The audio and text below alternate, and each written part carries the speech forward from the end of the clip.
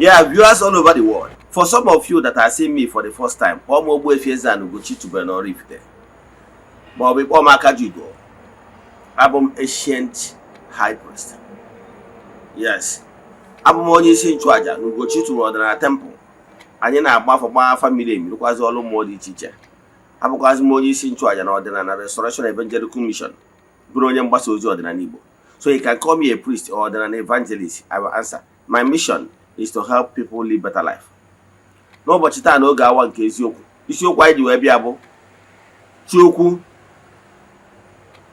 is not a stranger in Africa. Chukwu, otherwise known as God, no Igbo, is not a stranger in Africa. Mgbe na-achịkọwala gị bidoro n'okike na ndị Igbo na ndị Africa maara Chukwu a, they know God. They know the unmovable mover, the creator of the entire universe. We call it Chukwu Okike. He's the unmovable mover. Everything started in him, and everything we had in him, we end in him. He's all and all. We call him Chukwu in Igbo spirituality. But other religion call him many names in their own religion. Maybe Umunna in the Eze-Ana we call him Allah. Umunna in India, Boya Bagwam. Ndo Chakwandajara, Boya God, and so on and so forth. Makanamba na suno n'onu mana akwa ụkwọrọ brofu.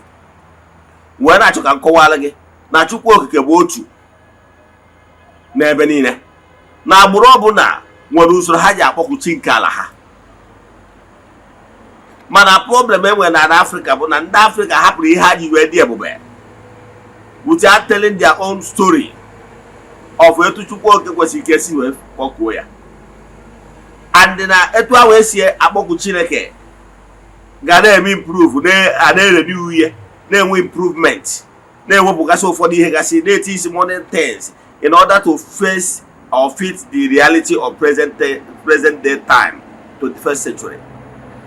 Ọ bụrụ etu a dị nna nna ha si wee kpọkụ Chukwu Okike in ancient time ka ọ ga-adịgide ruo ebi ebi.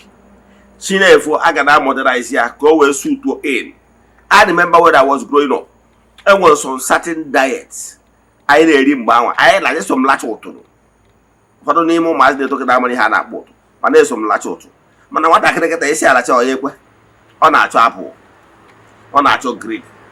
Mana n'obodo anyị a na Igbo a nwere ụfọdụ ihe ụtụ na ndị otu ya anyị na-alacha mgbe a na-enyekwa the same thing apụl na-enye. So Chukwu Okike nyere mba ọbụla ihe a ji dị ebube. So mara na asị nwa Africa na Chukwu Okike abụrụ a stranger na Africa. O nyere Africa ihe anyị ga-eji wee dị ebube. Nyekwazi anyị usoro anyị ga-esi na-akpọku ya bụ Chineke. Mba na-asụ n'onu mana akwa ụkwara ọ bụrụ otu. Mba akọwalụ gị ọtụtụ ihe na mba dị iche iche njegoro na nsọtụ nke ụwa.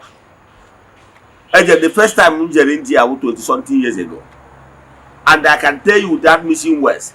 N'usoro ha si akpọku Chukwu na onwere ihe dị iche n'usoro anyị si akpọku Chukwu na Africa. So Chukwu Okike abụrụ a stranger na Africa. Ọ fụrụ Africa n'anya. So ka ị na-anụ olu m akpọchi n'obi gị, gee ntị na nkụzi a, you will learn a lot. Mara ihe tu Chineke Okike si wee chọọ ka esi wee kpọkuo ya na Africa. What is important? Before we dive into today's lecture, important announcement. We are saying in the month of September, our monthly ritual for the month is still ongoing. You can join us anywhere you are all over the world. Maka na ike Chukwu zuru mbadum. Echefuna na distance abụrụ ebare a na aja anyị na-achụ na temple ma ọ bụ n'afọ anyị na-agba.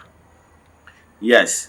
So ọ bụrụ na ị chọrọ iso na aja a na-achụ ayiri n'igwe, ịchachi am n'isi ụtụtụ a, ejegori m na temple chụọ aja gọọ ọfọ kwubi okwu n'isi ndị niile sonyela all over the world. The friends of the temple, the children of the temple, members of Ordinary Restoration Evangelical Mission and Consecrated Group. To aka isi eme throughout the month. Bosi ikpeazụ, anyị jere na mmiri nke ihe ọrụ na-eri jee mesara aka na aha ha dị. Gbagota na temple chụọ aja to entities of powers. Jee n'ebe nchụ aja gbuo ebudo mesara aka kekwazie ndị amụsụ na aha mmadụ dum. Anyị malitere ịchụ aja ayiri n'igwe ihe karịgoro 3 years. Believe in me, we have massive testimonies. Yes, to aka isi eme. So, mana ọsọ ndị sonye na ya ga-enweta nchịkọta ya bụ aja. Ọ bụrụ na ị dị interested, forward ya 3 prayer requests anyị ga-edebe n'ọta na-achụ aja na-aga ọfọ na-ekwubi okwu na aha gị tiri ọnwa agwụ. Then make token donation to the account number. Then ọkwa ọzọ dị mkpa bụ ọ bụrụ na ịbụ child of the temple echefukwara na atụrụ anya n'aka gị na ị ga-contribute your quota towards annual festival. Yes, iji wee kwado aja na ọrụ dị iche iche anyị na-ajụ na-alụ na temple. WhatsApp number you want to 0805-783-7672 or 0813-8243-871. Now let's dive into today's lecture. Madilog, pay attention. Gịnị ka anyị na-ekwu maka ya na Chineke Chukwu Okike pụrụ ime ihe niile abụrụ stranger na Africa. Na-enwere usoro ndị niile na-akpọku Chukwu Okike na mba dị iche iche na agbụrụ dị iche iche ji akpọku ya. Agbụrụ dị iche iche kwenyelụ na Chukwu Okike pụrụ ime ihe niile na ga-ehibe ebe nchụaja akpọrọ altar installation. Ọ dị ebe niile na agbụrụ dị niile na mba niile nke ụwa. To the glory of God, I was opportune to have traveled to so many places, so many countries, more experience.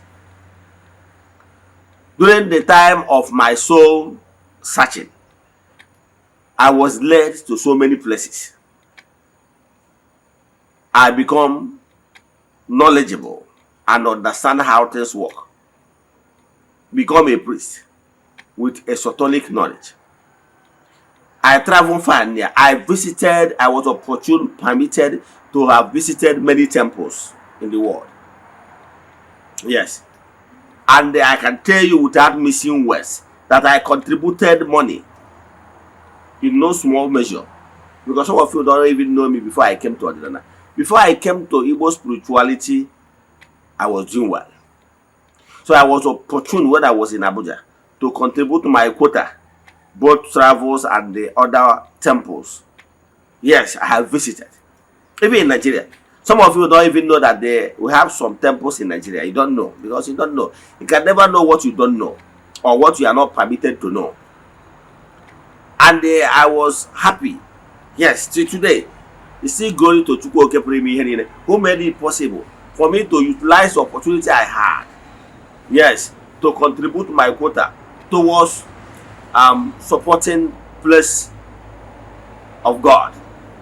Because no Chukwu ka na-eme. Mana o wutere m na ọtụtụ ndị mmadụ nọ na-eme sentiment. Ikụrụ ụfọdụ ndị kpọrọ onwe ha na ha adịgo awaken in Igbo spirituality. Note, Chukwu Okike is one. Ofu ihe Chukwu ka anyị na-ekpere. Chukwu Okike adịgo dị na Africa before ndị anyarị abịa. Before eburu okpere dị iche wee bịa. Therefore, don't segregate ịhọ n'otu. I can well some of my family members Kabul Christians, and if they are going to the day and they maybe donation to support the needy and whatever in their various churches, I do support. I do give them money. Any opportunity you have on earth to contribute to your quota towards making it possible for other human beings to be comfortable, please do. It's an opportunity. Do you know that some of these things you are contributing could even be a way of paying for your karma? But you don't know. I can beat my chest that even in Nigeria, I contributed money to when they are building some temples. I will not mention names. Even in Nigeria here. And even if the fact that maybe I'm no longer with the group or the set or the religion, yes, it will not stop me from benefiting, yes, from the blessings. Because no for alaji ka anachura aja. Chukwu Okike is one. Ihe dị iche bụ usoro ndị si akpọku Chukwu Okike. Onya ka na achọrọ ịghọta. Ihe dị iche bụ usoro ndị ji akpọku Chukwu Okike na asụgbe ha. If I still have opportunity to come across anywhere they are building temple in the world, I will still contribute. If I still have opportunity to come across any needy, I will still do that. I know a lot of people that are in the foundation. We help. Most of them are not even Eze-Ana people. We don't segregate because Chukwu is one. Some of them is even after helping them many years, now they have become converted. So, however, even if the person decides to continue with his or her own belief, I respect that. Chukwu Okike is not a stranger in Africa. Before they anyari abia, anyị maara Chukwu, anyị nweburu arọ Chukwu, anyị nweburu ụmụ Chukwu, anyị kwenyeburu na Chukwu nke a kachasị ihe niile. Agbụrụ ndị ọzọ na-egomi ndị Igbo, ọ na ndị Igbo wụ agbụrụ na-aba nwa ha afa for the glory of Chukwu oke pụrụ ime ihe niile.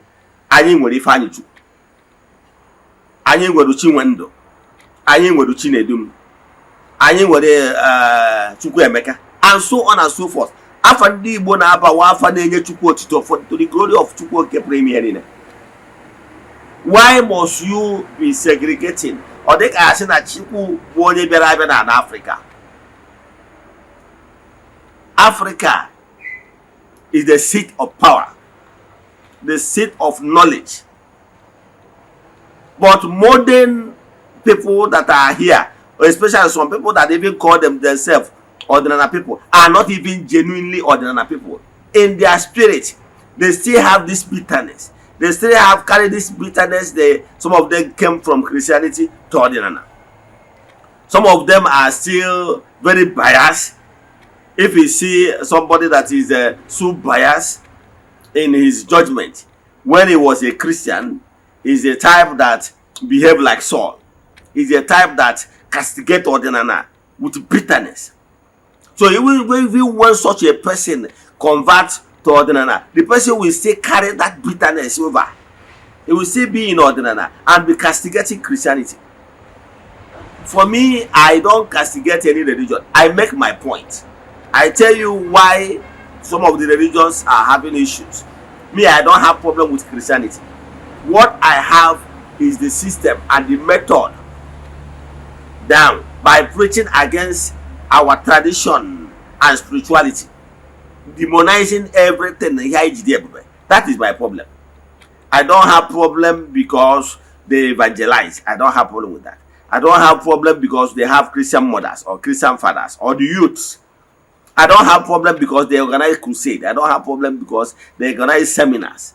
I don't have problem because they organize workshops. I don't have problem because they organize fundraising. I don't have problem because they organize alms giving or charity or giving to the less privileged. I don't have problem with those things. Those things is not the problem.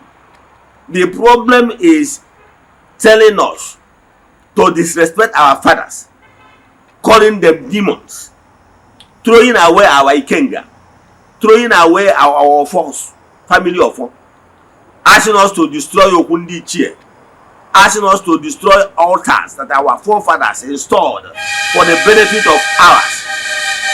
That is the crime they committed. They did not commit crime because they built place of worship.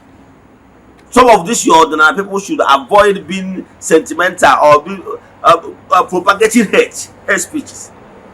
You can never see me as propagating hate speech. No. Oh, but God is not a stranger in Africa. Yes. You will say some people will be castigated. No, he cannot tell me that everything every other religion does is evil. However, I will take good things from them, take good things from ordinary. Understand? But I will tell you to the face that the crime they committed is telling us to disregard our ancestors. So stop praying to our departed loved ones, but ask us to be praying to their departed loved ones and their forefathers they call the saints. That is the deceit. Telling us to abandon our obis, abandon our shrines, abandon our various altar. Meanwhile, they erect their own Virgin Maria altar, Virgin the Saints altar, and rest of them. That is my problem. Had they came and asked us to continue worshiping Chukwu, however, modernize it in a way that now they build modern place of worship, then have the youth and everything. I don't have problem with that. I tell people, if you are only now once you say once you now waja, you say waja, you say and no problem with that. You don't have any problem with that. What I can tell you is that God is not a stranger in Africa. What is the we even the ordinary people should stop hate. They hide under the umbrella of ordinary, but they are fanatics. When they are in Christianity, there are those people that went and destroyed, they will be destroyed or for and set them ablaze. Now, when they came back to Eze-Ana, I don't want to mention them, but you know some of them on Facebook. When then they come to the Eze-Ana, they carry the same hate, the same fanaticism to Eze-Ana, and begin to burn Bibles, to burn so many things. Those things is unnecessary. Is the burning of Bible their problem? Is the Bible their problem? Is a book, history book, and the whatever. Understand? Then write your own. You cannot condemn what other people put in place. Put your own. Currently, as we speak, I'm writing on books. And was from 2 books. Very soon I will publish them. You write your own. Let people, the hearers, compare. Be logical. Tell your own story. Let others tell. Let the people, other people, the seekers, compare the two and know who to follow. That's what I stand on. So I believe in removing what is not good and building what will help us to achieve the present day reality. Let me stop here. If you have any question in today's lecture, chat me on WhatsApp 0805 7837 or 0813 8243 871. Now on screen gig of numbers in that one. Let us pray. Ekwem na Chineke. Ekwem na odi ihe siri m ike ke Chineke na-apụghị izi m ụzọ m ga-esi lụgbuo ya n'ihi na ọ mazuru ihe niile. Obi m siri ike na Chineke emeworo m ya. Ya gazie. May the blessing of Chukwu oke pụrụ ime ihe niile be with you all. May you be protected. May you be blessed now and forevermore. Ya gazie. Udo dịrị unu.